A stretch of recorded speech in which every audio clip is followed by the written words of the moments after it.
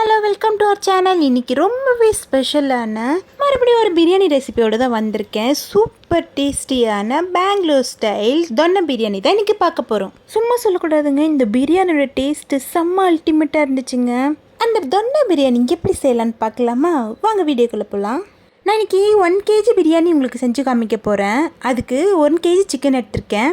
சிக்கனை நல்லா வாஷ் பண்ணிவிட்டு கீழே இருக்க தண்ணியெல்லாம் பிழிஞ்சிட்டு ஒரு பாத்திரத்தில் போட்டுக்கலாம். இப்போ அந்த சிக்கனில் மிளகாய்த்தூள், மஞ்சத்தூள், கரம் மசாலா, உப்பு, தயிர் எல்லாம் சேர்த்து நல்லா ஒன்று சேர கலந்து விட்டுட்டு ஒரு 1/2 hour ஊறட்டுங்க. தனியாக ஓரமாக எடுத்து வச்சிடலாம். 2 அழகு அரிசி போட்டிருக்கேன். இது 1 கிலோ வரும். நல்லா தண்ணி ஊற்றி அரிசியை தண்ணி ஊற்றி நல்லா வாஷ் பண்ணிக்கலாம். ஒரு 2 times வாஷ் பண்ணிவிட்டு தண்ணி ஊற்றி ஊற வைக்கிறதுக்கு ஓரமாக வச்சுக்கலாம். இந்த பிரியாணி நார்மலாக நம்ம சாப்பிட்ற பிரியாணி மாதிரி இல்லாமல் மசாலாஸ் கொஞ்சம் கம்மியாக டேஸ்ட்டில் அல்டிமேட்டாக இருக்குங்க.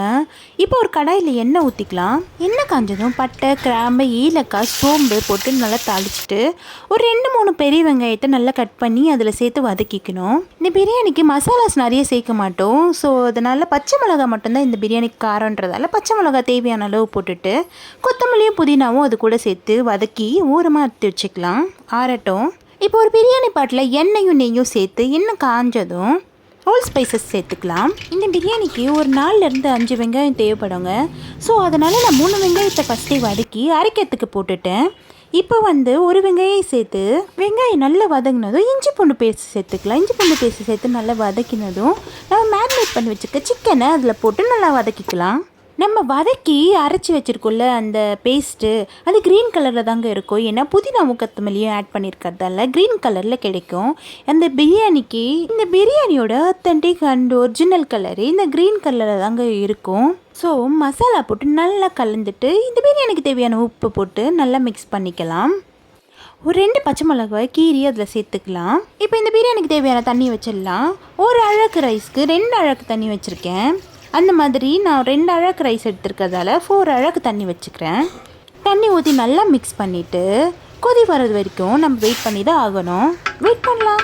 ஒரு கொதி வந்ததும் நம்ம ஊற வச்சுருக்க பாஸ்மதி ரைஸை இதில் போட்டுக்கலாம்.